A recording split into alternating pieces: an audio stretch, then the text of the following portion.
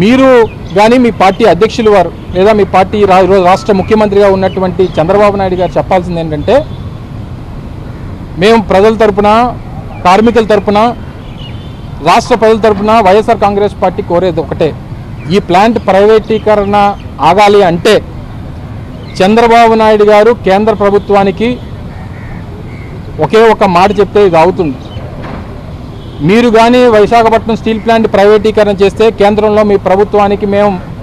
మా మద్దతుని విత్డ్రా చేసుకుంటాం అనేటువంటి మాట చెప్తే ఇది ఆగేటువంటి ప్రసక్తి ఉంటుంది తప్ప,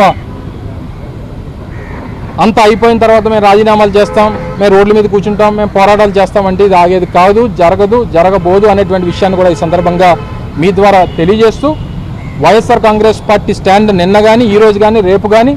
ఎప్పుడన్నా ఒకటే, ప్రైవేటీకరణకి వైఎస్ఆర్ కాంగ్రెస్ పార్టీ వ్యతిరేకం అనేటువంటి విషయాన్ని మొదటి